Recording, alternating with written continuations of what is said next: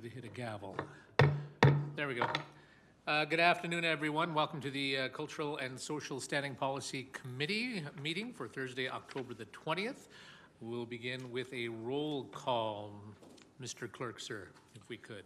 Thank you, Mr. Chair. Councillor Carlson. Understand he's late, but he'll be here. Not here. Perfect. Thank you. Councillor Palladino. Acting Mayor Schmidt-Rempel. Here. And Councillor Campbell. I am present. So 3 of your 4 members of the committee are here. You have quorum and several members of administration as well. Thank you. City of Lethbridge acknowledges that we are gathered on the lands of the Blackfoot people of the Canadian Plains and pays respect to the Blackfoot people, past, present, and future, while recognizing and respecting their cultural heritage, beliefs, and relationships to the land. The City of Lethbridge is also home to the Métis Nation of Alberta, Region 3. We'll start with the adoption of the agenda from Councillor Palladino. Be it resolved that the agenda of the regular meeting of the Cultural and Social Standing Policy Committee on Thursday, October 20th, 2022 be adopted as presented. Councillor Palladino. I will ask the acting city clerk if there are any additions or deletions to the agenda. There are none. I would call for the question. Question's been called. All in favor? And consent agenda. Jen, can you take that? Be it resolved that the minutes of the Cultural and Social Standing Policy Committee held on Thursday, September 9th, 2022 be approved by the chair and the city clerk designate be authorized to sign the same. Further be resolved that the Cultural and Social Standing Policy Committee receive as information the 2022-1020 status of initiatives. Deputy Mayor, or what are you? Acting Mayor Schmidt-Rempel. Thank you very much. I will call for the vote. Vote's been called. That passes. All right. Presentations. Could we present Mr. Kilgore? If you'd step forward, please. Be so kind.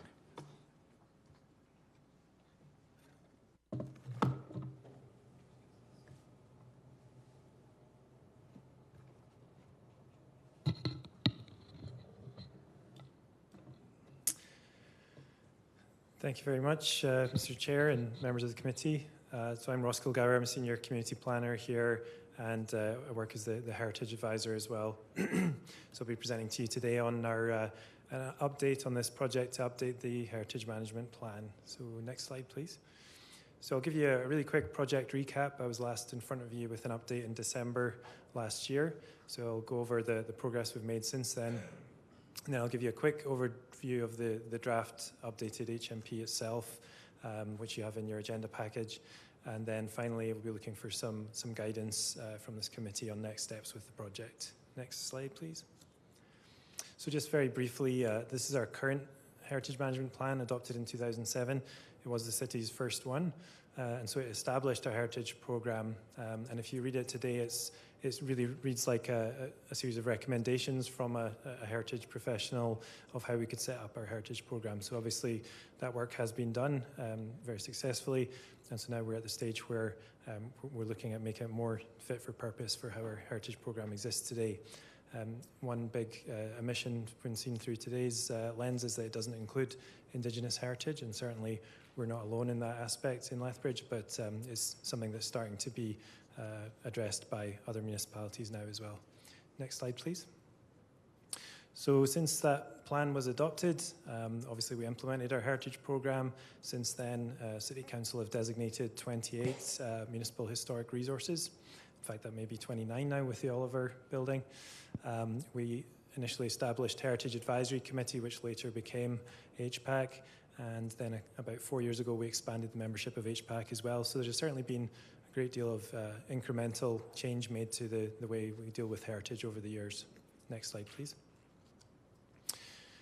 One of the reasons we're working on this project is the Municipal Development Plan gives us direction to do so. So it says that we should update the HMP regularly as needed and work with our Indigenous partners to figure out ways that we can work together on Indigenous heritage sites within the city. Next slide, please. So the 4 main objectives of this project are, as I just mentioned, to work with our Indigenous partners to figure out how we can work together in future on Indigenous heritage sites, but also to take the opportunity to look at heritage beyond individual sites.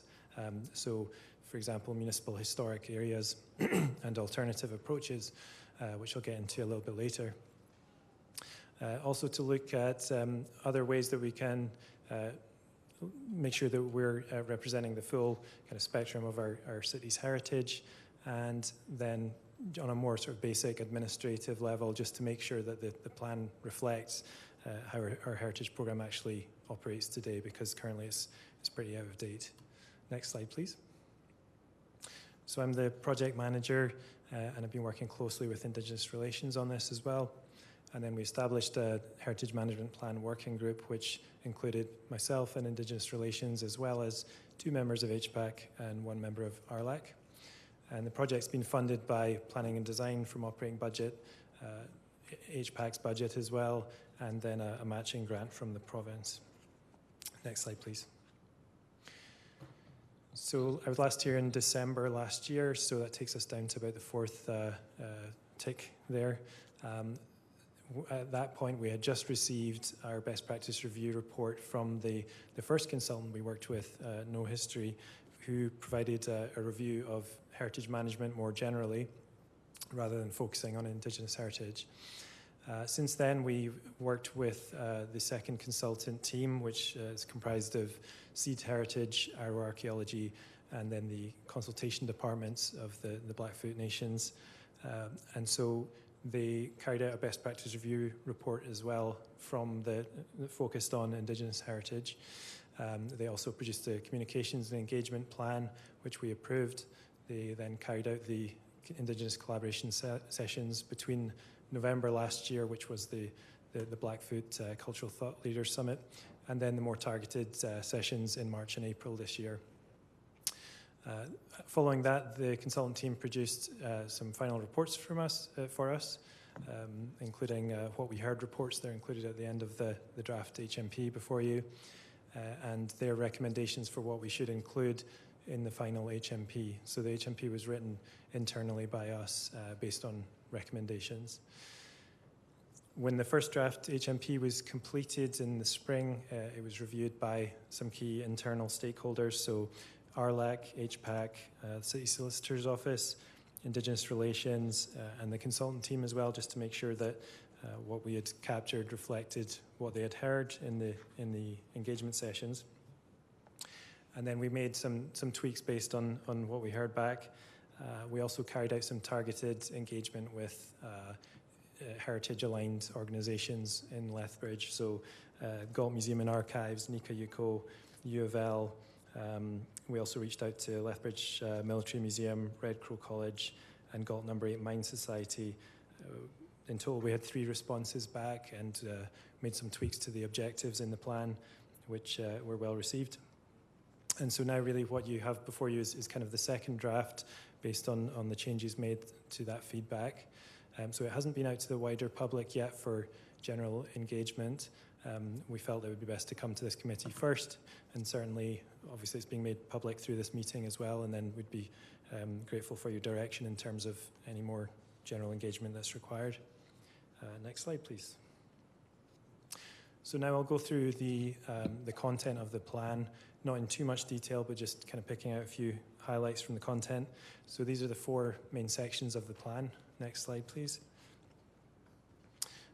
Focusing on section 1, just wanted to sort of zero in on the goal and the objectives here. So next slide, please. We'll take a look at the goal. So at the top, we have the current HMP's goal, and at the bottom, the proposed new one. And really, there's no change in meaning between the two. We've just made a few changes to the wording. If you go to the next slide, please. We'll just pick those out. So the first one highlighted in the sort of goldy orange color, really historic places is defined as built heritage and cultural landscapes, so it's just using a different term to encompass both of them. And then the change in blue is just really trying to reflect the fact that with this new heritage management plan, we're trying to take the bigger view of our city's heritage going back thousands of years. So we included the Blackfoot name for Lethbridge as well. And then the third change in the yellow colour is just a change of wording to avoid using Lethbridge twice in the same sentence. So really there's no change in actual meaning of the goal here because we felt it was still relevant. Next slide, please. So turning to the objectives, these are the current ones from the 2007 plan. And as you can see, these have already been completed. And so we need new objectives. Next slide, please. These are the proposed new objectives, and if you look in the actual plan, each one has examples of the types of work that would contribute to realising that objective as well. So I didn't include them in the slide just for space, but you can see that in the draft plan that you have before you. These really are just designed to reflect the work that our Heritage Programme does and has been doing over the past years. So it's just capturing that and trying to also use broad enough language that gives us a bit of flexibility as well to work on projects that can come up in the future that we can't foresee right now. Next slide, please. So turning to section 2 of the draft plan, types of heritage is where we get into what the definitions are of things like built heritage, cultural landscapes, intangible cultural heritage. Primary tools is where we look at what the Heritage Survey does, Heritage Inventory, the Register, and give an overview of existing designations at all levels of government. The designation of historic places is really kind of the nuts and bolts of the plan, where we get into what the different roles are in our programme. So HPAC, City Council, the owners, what everyone's responsibilities and duties are. But also what the process is for designating a municipal historic resource, how intervention approvals are decided and issued, and so on. It also contains a section which examines the different possibilities and approaches for municipal historic areas or historic districts. What we found is that although the Historical Resources Act allows us to designate municipal historic areas, quite similarly to municipal historic resources, actually a lot of places in Alberta haven't chosen to use those. We could only find a couple of examples. Instead, there are some alternative approaches that can be taken, and so there's a discussion of that there. And then finally, the heritage context section brings forward a lot of the content from that similar section in the current plan, but also adds a broader perspective, kind of pre-Lethbridge's establishment. And that was written by the consultant, and I think it's quite a fascinating look at the archaeology and the culture that came before Lethbridge was established. And so I think it's quite exciting to see that expanded view of our heritage that goes back, millennia rather than centuries. Next slide, please. So in section 3, this is where we get into the approach we took and what we heard from the Indigenous engagement sessions. What we heard back from the Blackfoot Nations and the Métis Nation of Alberta was that really the scope of what we were looking to consult with them on was too large for the available time and budget. We used the time with them to detail the steps that they felt would be needed to really get into the detail of establishing how we work together on heritage sites.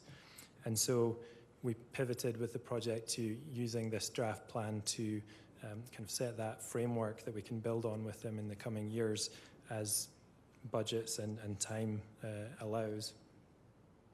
And the full What We Heard reports from these sessions are included in the appendix of the draft plan. Next slide, please. So section 4 sets out the various pieces of work that were recommended to us by the consultant for following on from the establishment of this plan. So it's broken into short, medium, and long term, but we haven't attached timescales to that because that's really dependent on available funding, for example, through grants, and our partners' capacity as well, how much time they have to work with us on these projects in the coming years. But it's clear from this that the HMP will be a living document, and certainly that's what was stated in the current 2007 plan, although of course it hasn't been updated in the past 15 years, but we anticipate that in future we'd be looking to undertake more frequent updates as we complete some of these projects and get some more detail from the nations in terms of how we can work together on their historic sites within Lethbridge. Next slide, please. So I just wanted to highlight a few pieces of work from that section of the plan.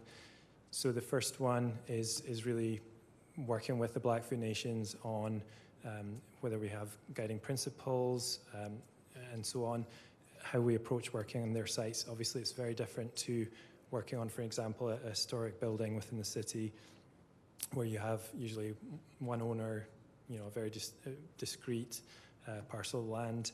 There's the whole legal mechanism there to attach the designation to the title and so on. When we're working on a site that's almost more archaeological in nature in some cases, such as the turtle effigy on the west side, it's much harder to say, how can that site be protected? Do we even want to draw attention to it, or does that open it up to vandalism or theft even? So there's lots of questions there that we have to answer, and the approach we're looking to take is really to work on sort of pilot projects with the nations. So we might take one site at a time and have those discussions with them and come up with an individual site management plan. The Métis approach that they proposed was in 3 phases. So phase 1 would almost be like the TKUA that we completed with the Blackfoot Nations back in, I believe, 2018. So it would be just kind of identifying where the relevant sites are for them within the city. Phase 2 would be working on interpretation and commemoration of those sites. And then phase 3 would be about continued access and use of designated sites. The Heritage Inventory 5 is, so we currently have four heritage inventories that have been undertaken since 2007.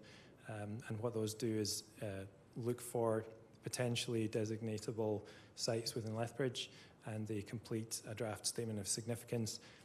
And so at that point, we essentially consider them designation ready.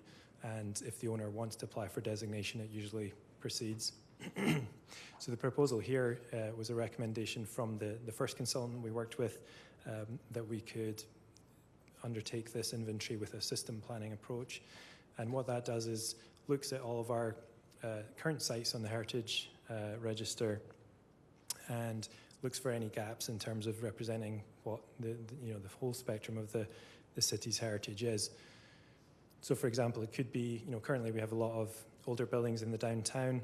It could be saying, well, there are different areas of the city that have historic significance as well. Perhaps it's, miners' housing on their north side or what have you, but just trying to kind of look for opportunities to fill in those gaps. And then the final bullet here, again, came from that first consultant who had worked for Parks Canada for most of their career, and they had suggested there was perhaps potential to designate the Oldman River Valley as a National Historic Site, which I think is quite exciting and has a lot of possibility for tourism and so on. Currently, we don't have any National Historic Sites in the city, although we do have, I think, one National Historic Person and 4 other types of federal sites. Next slide, please. And so coming back to the 4 objectives that we set out earlier, we do feel that the draft HMP does achieve these objectives. So the first one, obviously, as I mentioned, we had to kind of pivot when we went through the engagement sessions with our Indigenous partners.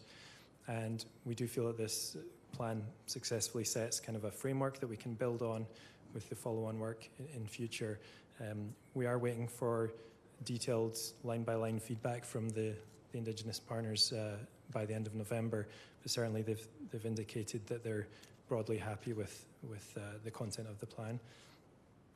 The second bullet is, as I mentioned, has been addressed through the section of the plan that explores options for working on historic areas. And the third bullet is covered by what I mentioned about the Heritage Inventory 5 approach that we would take with that next project. And then the final bullet, obviously the new plan has been written to reflect the way that our heritage program currently works, and so it's up to date from an administrative point of view. Next slide, please. So the main kind of options that we wanted to bring to you today for your guidance and your input is whether or not to proceed with the draft HMP and ultimately look to adopt it once it's been finalised with feedback from this committee as well as the Indigenous partners and any wider public engagement. This is our recommended option. We feel that the progress that we've made with this project in terms of building those relationships with Indigenous heritage is something that we can capture by adopting the HMP, and then as the next few years proceed and we can look for grant funding and operating budgets and so on, we can complete the follow-on work. The second option is basically to keep the project open for now and not look to adopt an updated HMP at this time until that follow-on work can be completed. The major downside to this, of course, is that the timeframes are very uncertain, so we may end up with the current HMP remaining in place for several years to come. We feel that the first option is better because it is capturing what we've heard from the engagement sessions, and it does leave the door open to making further changes as we complete those follow-on steps. So that's the end of the presentation. I'd be grateful for your feedback and any questions. Thank you very much, Mr. Kilgore. Great work that you've been doing. Good to hear from you after a year, I guess it's been. But I can't imagine. But has there been any pushback about the work that you've been doing as you move forward? Is there anyone saying stop doing that? Or has it been getting a lot of cooperation throughout the course of the time that you've been doing this? Yeah, I think we've had really good feedback. People have generally been very supportive of the work. Yeah. Very good. Any questions from my colleagues here? Deputy Mayor Schmidt-Rempel. Acting Mayor Schmidt-Rempel. No questions so much as a comment. Thank you very much for the presentation. I really quite liked, I guess, for lack of a better term, the what we heard portions of the reports, because those are the important community engagement, but also that there's work to be done to meaningfully engage Blackfoot partners in what we're doing and Métis partners in what we're doing. So I was quite impressed to see that being woven through the whole report. So thank you very much for that. Councillor Carlson has arrived and has a question, I believe. Thank you, Mr. Chairman, and my apologies. I was driving in from out of town, and I thought it was quicker to pop into my house than get downtown and find a parking spot. So apologies for being late. Also apologies for phoning Acting Mayor Schmidt-Rempel. I thought she was our chair today, so my apologies all around. Thanks, Mr. Kilgore, for the presentation and the reading material. Couple of quick questions. At one point, and sorry, I should have written down the page numbers, but first and foremost, well, general comment, adding Sikokotok, I think is appropriate, but I couldn't find anywhere in the document where it gives what the Blackfoot word means. I believe it means hole or black rocks or something along those lines. I've heard different meanings. Did I just miss that somewhere? Thank you for the question, Councillor. You may well be right. There might not be a definition in there. There is a glossary at the end of the document, so I'll certainly check and make sure if it's not in there, I'll find a place to add it. Thank you. Oh, thank you. I'd appreciate that, because we often refer to it as Sikokotok, but many people don't know what it means. So if part of one of the goals or objectives is raise awareness and education, that's one that would help. In goal 1.3.1, and I don't have the page number, I'm scrolling madly. I think you updated the language just to not duplicate the word Lethbridge. Is that correct? Yes, that's correct. Okay. Any thought, because throughout this we talk about importance to community and community and community, instead of using the city, which sometimes can get confusing to people, whether we're talking about the city as the corporation or the city as all of us, was there any thought of just using to ensure that of our communities rich heritage? Because it's really about our community, less about the city. Thank you, Councillor. I think that's a great suggestion. I'll certainly make that change. Thank you. And my final question, Mr. Chair, if I may, somewhere in the document, didn't note the page. It talks about our heritage web content. Right, yes. Is that something we, now the capital C city holds and controls, or is that something like, I know the Galt has lots of that, but I'm just curious about where I would find our heritage web content. Thank you, Councillor. Yes, we do have, I believe it's called the Historic Resources or Historic Resources page on the website. Certainly I could send you a link if you like. It may not be the easiest to find. I believe it's under the planning section, but I could be wrong. I know there's a website redesign going on right now, so I'll certainly email you a link to that. But we basically have a link of, we have some resources like the HMP itself and the previous inventories and surveys that have been done. And then we do have another page with a list of all the municipal historic resources. And then each one has a link to the Alberta Register, which is a database maintained by the province. Thank you. I just wasn't sure what I was referring to, so I appreciate that. I'm sure I can dig through and find it, or wait till we redesign our website. Anyways, thank you for the presentation. Really appreciate it. I appreciate the work and the updates that have been done. So thank you, Mr. Chair. Great. Any other questions? Yes. Go ahead. Thank you. Since the beginning. Ah, I didn't see you there. Sorry about that. All right, thank you. So question to Mr. Kilgore, actually. So I've read through this document, and we talk in terms of heritage and identifying heritage locations and so forth. We talk about a number of different groups, everything from women to racialized groups and so on and so forth. And then we seem to pivot. We pivot to talking less about historical sites and more about Blackfoot sites. Is the reason for this because in the previous document, the Blackfoot and or Métis were left out? Or were they always considered? And why then the change in pivot? Right. Thank you for the question, Councillor. So the current HMP doesn't include Indigenous heritage. It doesn't even include the word Blackfoot, Métis, or Indigenous. This is from 2007, right? That's correct, okay, yeah. Okay. And so, yeah, one of the main drivers of this project was to kind of expand our view of our heritage and look at Indigenous heritage sites too.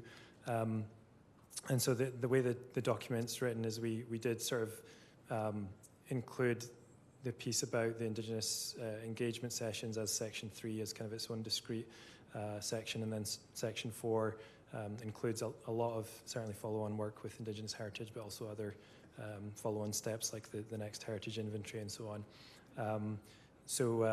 Yes, I think, does that answer your question? Yeah, it does actually. It makes a lot more sense than just reading through the document, because I didn't see that.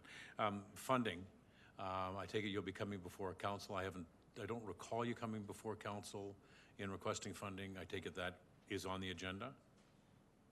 Yes, so the approval process for this plan, if it goes forward, would be to, when we have a final draft, coming back to this committee, and then if this committee wants to recommend that council approve it, it would go on to council. In terms of funding for the follow-on work that's recommended, that's sort of an open question. So the way that heritage work is normally done by us is a mixture of our planning, operating budget, and provincial grants, such as how this project was funded. So we had a $15,000 matching grant from the province. That's part of the reason why we want to work towards adopting the plan now, and rather than waiting to complete all this follow-on work, because really it could take several years to secure the funding and the grants and so on to get that work done. So we wouldn't be asking council for any money to do this work at this time. And one last question in regards to the Archaeological Society of Alberta. Are you working hand in glove with them in regards to identifying sites and excavating any of these sites? Certainly, I think we would do. We haven't worked with them on this project. The consultant team, which included Seed Heritage and Arrow Archaeology, they were sort of our experts on that side of things, and so the content in the plan that speaks about archaeology and so on came from them. there's certain things that are required by the province of any archaeological sites. We would always look to comply with that. In terms of identifying sites, the Blackfoot TKUA that was completed a few years ago, again, worked with Arrow Archaeology to do that work. Potentially in the future, we would be doing something similar if we were looking to identify new sites. But there's a lot of work we can do with the sites we already know about, such as the 4 pilot project sites that are suggested as priorities for the Blackfoot nations, so including the turtle effigy, for example. Those are sites that we already know about, and so as we turn to each one in turn, we would look to work with the relevant experts in terms of archaeology. Thank you. Just one last question. The most recent dig that we did, which was on 3rd Avenue and 6th Street, and we uncovered a fair amount of old infrastructure. Is that the type of site that you would likely be interested in exploring?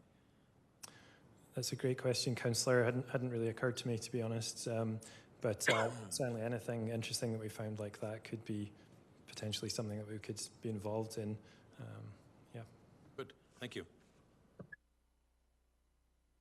Great. Any other questions from my colleagues? If not, then I will read the resolution from Councillor Palladino.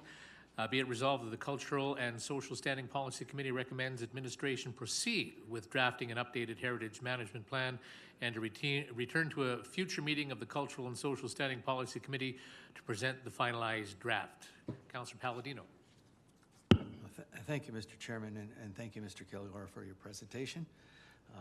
We heard that our current heritage management plan is 15 years old and outdated, lacking Indigenous heritage content. Over the past year, great strides have been taken to update the document. The plan provides the framework to protect our diverse historic places now and in the future, and proposed changes these changes align with the 2022 action plan, and it also conforms with the city's municipal development plan. Moving forward, we have been provided with 2 options, one which has just been read out, that is to proceed with the draft updated heritage management plan, whereby administration will finalize the draft and present it to a future SPC and then City Council. So I would therefore ask committee members to support this resolution. Thank you. Any comments or debate? I see none. I will certainly be supporting the resolution. It's you pretty much said it all, Councillor Palladino. Call for the vote. All in favor? That passes. All right. Moving on to submissions. This is is there? First of all, you see the submission in front of you. Are there any questions before we get to the resolution? Does anybody have anything they'd like to ask? Councillor Carlson. Thank you, Mr. Chairman. Unfortunately, I'm not sure who's in the room to direct the questions to. Mr. Fox and also Takara? Ms. Maltz. Takara, yes. Oh, Ms. Maltz, thank you. I'm not sure who can answer the question. It seems to me in my reading of it that we've got some unexpended funds. I'm assuming these are all for contracts in my first question, are these all for contracts in 2022? All the recommended allocations that we have here will go into the 2023 contracts.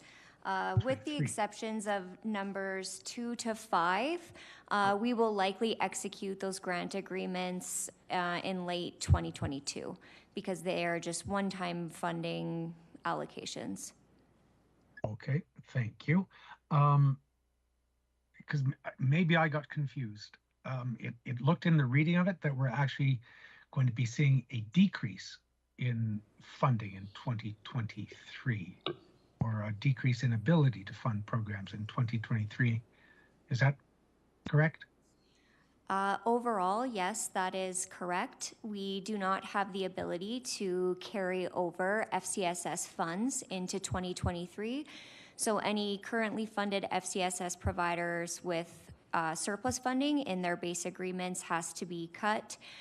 We are also no longer have access to COVID funding and are going to see a significant decrease in other surplus funding in our portfolio. Okay, thank you, because further down, I think in the implications under financial, it talks about reductions in budget. Is that, and maybe I just misunderstood what you just said, Ms. Motz, is that, are those reductions because they weren't able to expend the dollars in 2022 and we can't carry it over? Or I wasn't sure. It seemed like we were out of money, so we were cutting dollars from the ones on the list and reallocating it to the others, but I'm unclear. So you are correct that under the financial section, the list of service providers there will be receiving a funding decrease for 2023 due to the loss of funding within our portfolio. There is only one provider who is going to receive a very small increase, which you can see under the recommendations section, number 1. That will receive an increase, and that is only because they are going to be able to significantly increase the number of participants that they are serving in the community. But overall, we are seeing significant decreases across the board. Yes. And where are these decreases coming from? Is it the Reaching Home dollars, or did FCSS dollars get cut? Or I hadn't heard that we had lost FCSS dollars. So is it Reaching Home dollars that have been reduced, or what's causing the reduction? In the FCSS portfolio, it's the loss of being able to carry over unspent funds into 2023. So we have groups right now that have surplus funding in their budgets, and we cannot carry over any surplus into 2023 because we are moving into a new agreement term with FCSS on January 1st of 2023. So anything that's been funded on surplus had to be cut. Oh, God. And so how much of a surplus are we having to return? We are hoping to not have to return any. It just cannot be carried over. We are encouraging our service providers to spend the funds in their current agreements, but we will not be able to carry any unallocated funds into 2023, which we typically can. Typically, and is it just because of the funding cycle, or is it a new policy at the provincial level? Because quite often it's just a phone call to the administration on FCSS and making a good case, and they'll usually give you some wiggle room. Is it just because of timing, or is it a change in government processes, provincial processes? We have been told that all FCSS funders do not have the ability to carry over into 2023 because they are moving into new contract terms. And we've tried reaching out and saying, please? Correct. Okay, thank you. And we will continue to do so in our communications with them. Thank you so much. Thank you, Mr. Chair. Thank you. Councillor Palladino. Thank you, Mr. Chairman. Maybe it's because I've had numbers on the brain over the last couple of days, but with budget initiatives. But why is this list not part of the budget presentation? I'm assuming $10,000 must be a trigger point for something.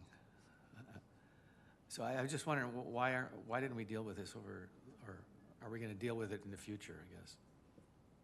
This is all referring to grant funding from the Government of Alberta and the Government of Canada. Right. That explains it. Thanks. And through the chair, if I can also add to that, in a motion that was passed all changes to contract amounts dealing with OSSI, Reaching Home, and FCSS have to come back to the SPC and Council for approval.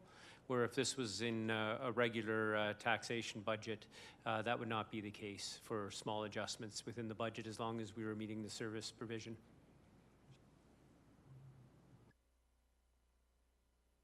Good? Good. Acting Mayor Schmidt-Rempel. Thank you very much. Councillor Carlson asked most of my questions, but the one question I did have that Councillor Palladino kind of alluded to, can you tell us what the trigger is for the 999 or 9,999? Maybe just outline that for us and the rest of the community, why those ones are 9,999. You bet.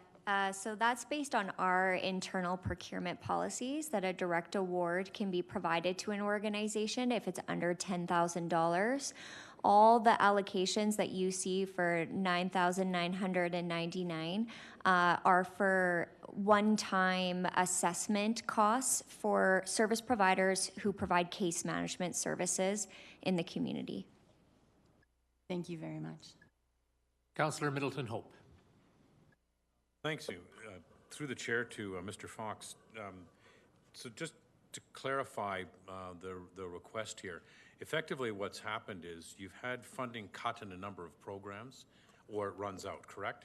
And what you're trying to do is you're trying to retain those funds by going forward into the budget without requesting that those additional funds be added to the budget. So what you want is, and some of the other departments in the corporation have done this, they've asked to, whatever the grants are, whatever the funding is to this point, they want that built into the base budget. Is that effectively what's being asked here? Not exactly. Where some of it is one-time funding, which would be not part of the base budget moving forward. So it'll be funded separately, so there'll be some that goes into the base budget, that's what your request is, and then some will actually be one-time funding? I believe that's correct. I'll let Ms. Motz further that. If you refer to the recommendation section, any allocations that we are asking for approval that will be going into their annual base budget, we've identified that there. If it's a one-time cost, we've identified that as a one-time cost, not part of their base budget. So I see 3 out of the 5 for sure that are 4 are one-time costs. Correct. And there is one that is you're asking to have built into the base budget. Correct. Okay, got it. Correct. Okay, so that's 15,000. The other are all 10,000 requests. Correct. And they are for one-time funding. Now, that one-time funding is for 1 year, or is it for the duration of the budget? It's the duration of their contract term. Okay. And what does that look like? Are they different in every case?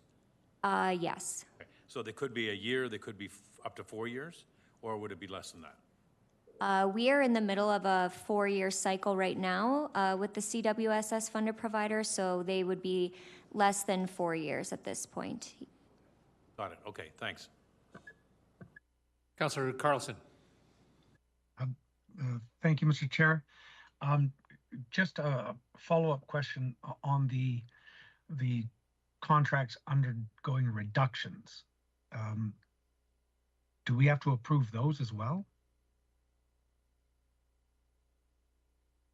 Through the chair, the reductions in the contracts have not previously came to council. We usually just make council aware of the actions that are being taken place. So we're doing this as we thought the council would be interested in knowing which service providers are going to be undergoing reductions. And thank you for that. I'm assuming these service providers also are aware of these. What impacts are we going to see in our community? What, like some of these services that are being cut, and some of them by an incredibly substantial amount. What is the impacts in our community, and what has been the feedback from our service providers? Through the chair, I will start, and then I'll let Ms. Motz finish off with that. But a lot of the reductions have to do with one-time funding through COVID, and so they did see an increase in some of the fundings but they knew that it was in one-time stints and allowances and some flexibility within the funding models. So we will see some effects of that, but on an ongoing basis, I'll let Ms. Mott speak to that. Okay. Sorry, I guess we're going to have Mr. Pitcher respond. Yeah, so all of our service providers were engaged with prior to penciling out these reductions and the subsequent increases as well. We had to do a holistic evaluation of all of these funds to make sure that we were minimizing the impact to service delivery in the community, but all service providers did have an opportunity to provide the feedback and explain what kind of impact that would have on their organization. At this time, we have communicated these increases and decreases that have been brought today to all of our service providers. And there is a wide range of reasons on why they might have received reductions, and but those there will be some impacts, but we have done everything that we can on our end to minimize that in conjunction with the service providers. Okay. Thank you for that. And maybe just for, because some of the questions we've been stuck in our operating budget deliberations, and so I think that may have caused some confusion around base budget, et cetera. These are grant-funded programs. These are flow-through dollars. That's correct. Thank you. So they're both provided by the province. Is Reaching Home provincial? Reaching Home is federal and FCSS is provincial. Thank you. Does Reaching Home have any municipal contribution attached to it? No, it does not. Does not. Are we allowed to use any of those Reaching Home dollars for administrative costs internally? Yes. Where? Excellent. FCSS, I believe, is an 80-20. 80% of the dollars flow provincially, and the municipality matches by 20%. Is that correct? 20% is the minimum. The city of Lethbridge actually contributes a little bit more than that. I know, that was my resolution. And so I was wondering, when we see these reductions to organizations, and perhaps some of them were COVID funded, and they were actually to support activities to mitigate COVID impacts. So I understand that some of them may have just been short term during COVID, if people needed extra outreach programs, et cetera. Was there any thought of, because we're in budget right now, of approaching council to say, we're seeing some impacts in our community, we are, because of budget limitations, to again increase our FCSS contributions?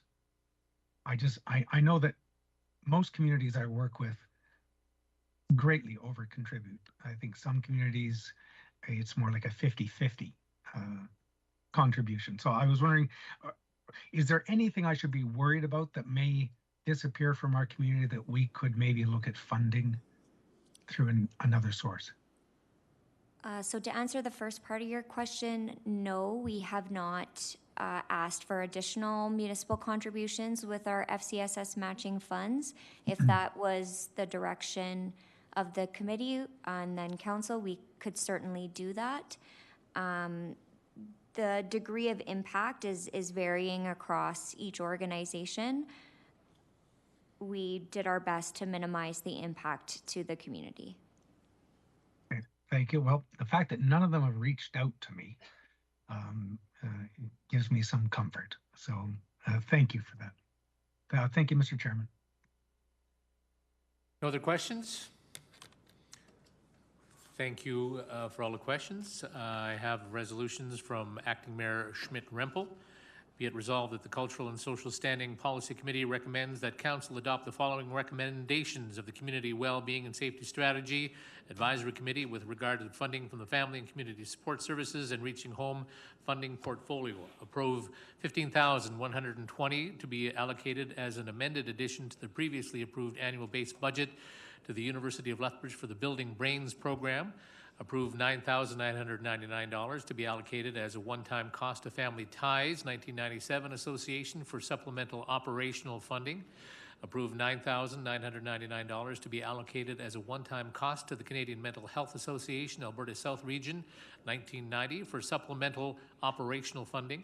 Approve $9,999 to be allocated as a one-time cost to the Young Women's Christian Association of Lethbridge and District for supplemental operational funding.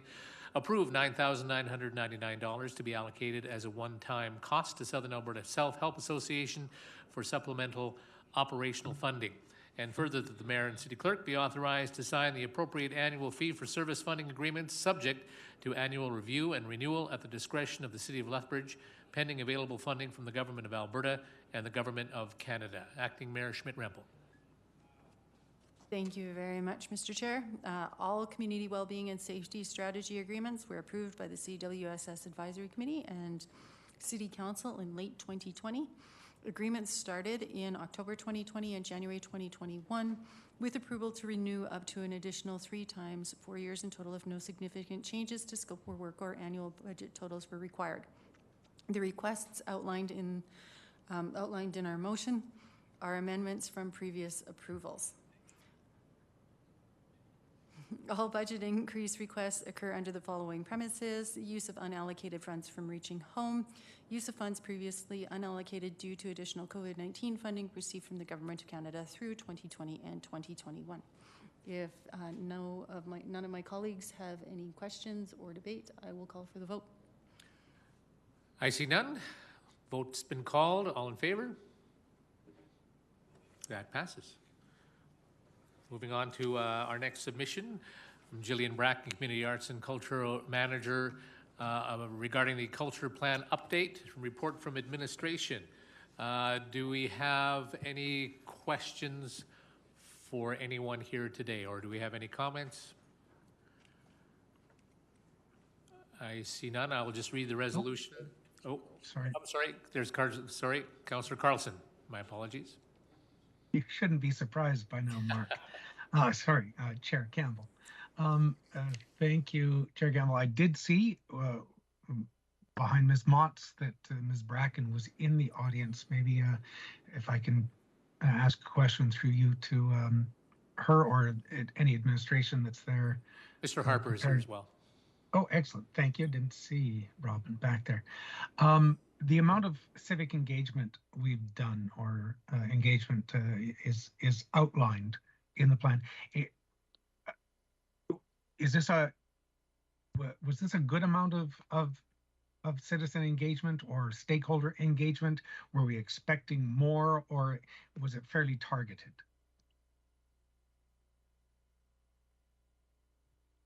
Councillor Carlson, I would say initially it started out very targeted. We started with a limited scope due to the resources that we had available, and really the focus of the plan at first was more about figuring out where the Recreation and Culture Department fit within the larger cultural framework of the city capital C and the city lowercase c by extension.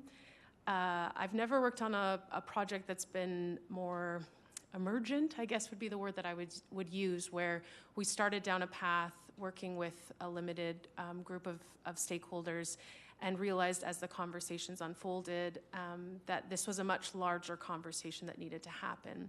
And I think we thought maybe at first that might be what happened, but we knew we had to start the process, talk with people, and then respond as the conversations unfolded in the way they did. As you'll see from the report, we started initially with limited stakeholder engagement through a few sessions, and then reflected on what we heard and made the decision to broaden that and speak with representatives from more sectors than just the initial ones, really within arts and culture that we'd identified at first. The conversation has really broadened from that sector to a larger conversation about what culture means more broadly to everyone in Lethbridge, and then by extension where our arts and culture service providers and the city's cultural services and facilities and resources, where they should be invested and where they fit. We did not do much broad public engagement as part of this, given that there was so much done through the Rec and Culture Master Plan, and that this plan is really an extension of that. We felt that we had a good amount through that. That being said, there was some done in the fall as part of some of the Indigenous relations engagement that was happening, some broad public engagement through some of their surveys, and that our next engagement in January will be part of the community conversations that are happening, which will allow some broad public reaction and engagement with a draft of the plan. Excellent. Thank you for that. And now I can see Mr. Harper there. I had another, what is this going to be called? Is it going to be called the Civic Culture Plan? That's what I saw referred to quite often. Councillor Carlson, I think that's our working title. And it's been interesting too, because I think the pandemic has really, I mean, it's impacted everything, but it's impacted cultural planning as well. And it's been interesting to see this process span from kind of pre-pandemic and then to do engagement through the pandemic and now in, I guess, what we're calling late pandemic. I think this is not going to necessarily look like a traditional culture plan.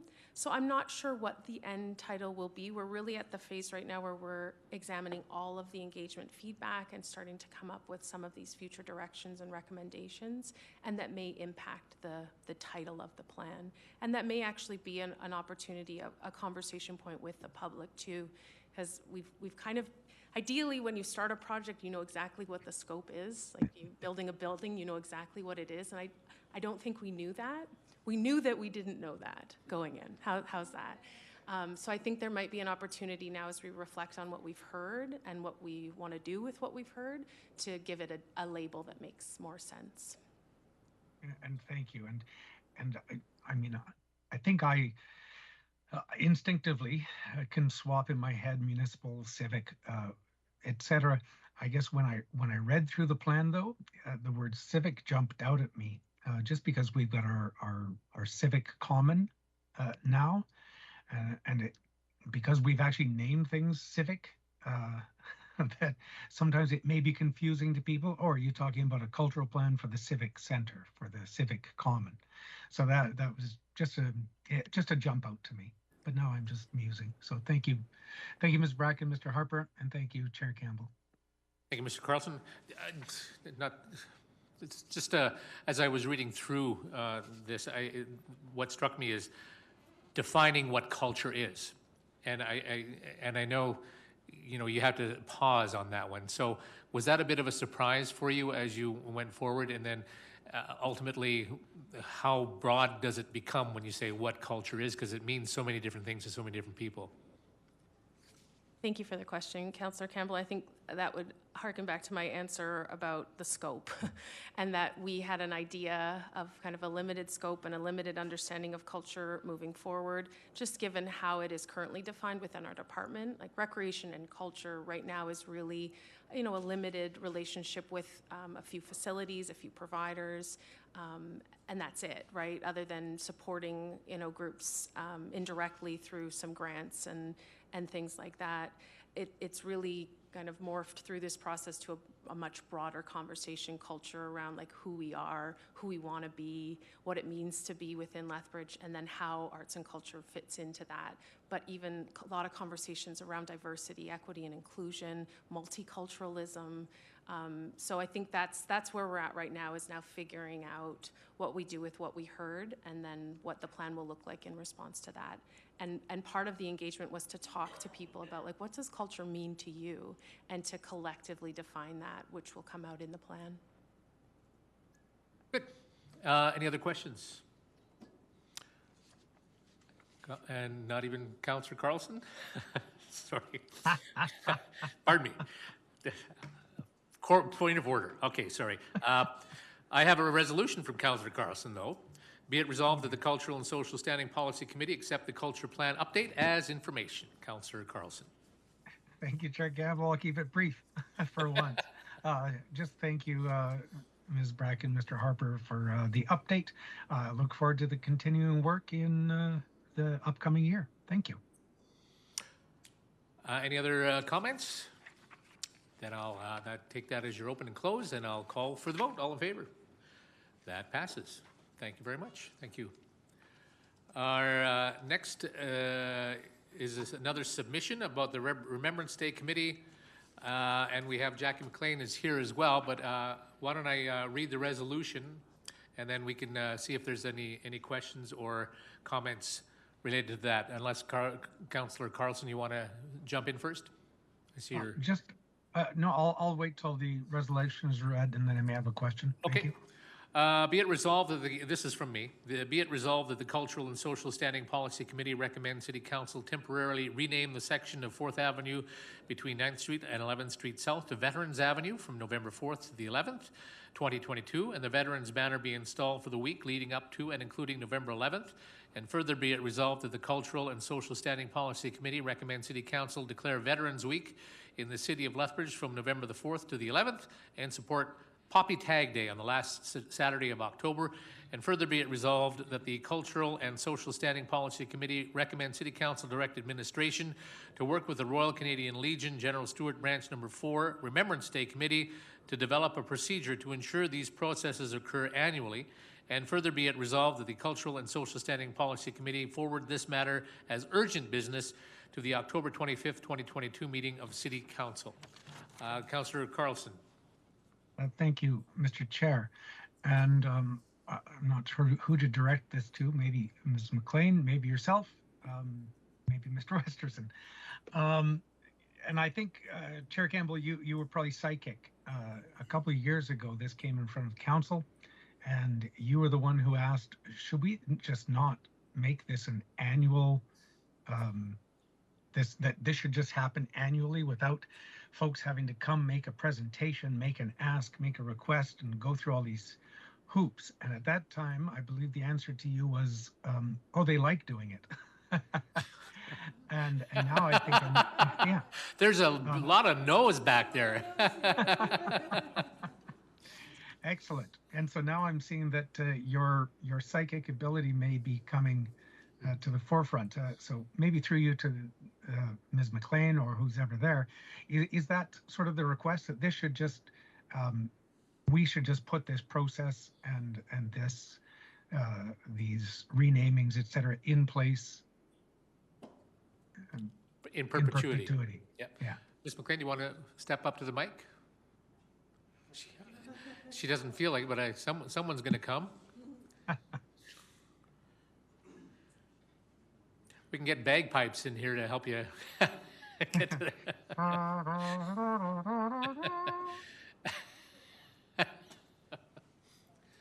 Oh, yeah, I'm short. In answer, we would like to do this, have the city do this every year for us. It's been, I'm just new to the committee this year at being secretary, and I don't know why I'm doing this when the chairman's sitting back there, but, and the sergeant at arms, so. You're way prettier. Well, thanks, but it's been a difficult process for me this year, trying to go through the hoops. Like, it just seems like from my predecessor to me, it's different than what she used to do. And so with everything that changes within the city, who's does what and what their job descriptions, or are they still here from last year, or maybe in a different position, it's been difficult. So it would be really supportive if the city would just do this annually for us, so that would be one thing less. Trust me, going through just getting the permits is enough. So it would be greatly appreciated by myself and the committee, and going forward to any further committees. We do this for the city, for the act of remembrance, and I think the city should be very supportive of that also. Thank you, Ms. Malay. I appreciate that response. Maybe Chair Campbell, through you to Mr. Westerson, who probably understands processes and protocols much better than I do, is making this happen annually, ongoing, in perpetuity, something we can do? Mr. Westerson. The risk of providing you a vague answer, Councillor, is the third clause of your motion direct administration to work on how that would look and what it would look like. I think administration would need some time to look at how that would be presented. I don't wish to speak on behalf of any member of administration or which department may be responsible for this. However, I do believe if this is the committee and ultimately council's wishes, that the administration would look into ensuring this occurs. Excellent. Thank you for that vague yet positive answer, Mr. Westerson. Thank you, Mr. Chair, and thank you for being psychic those years ago when you asked that question. Any other questions?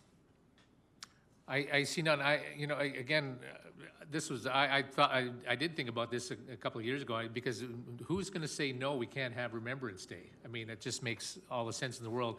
And as an urgent business for October the 25th, we'll have that at our next council meeting, and I believe this will definitely, I just can't see it not going through, and then we'll make this permanent. That's my hope.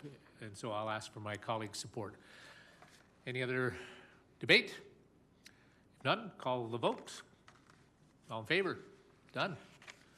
Thank you. I now claim this meeting adjourned. Thank you, everyone.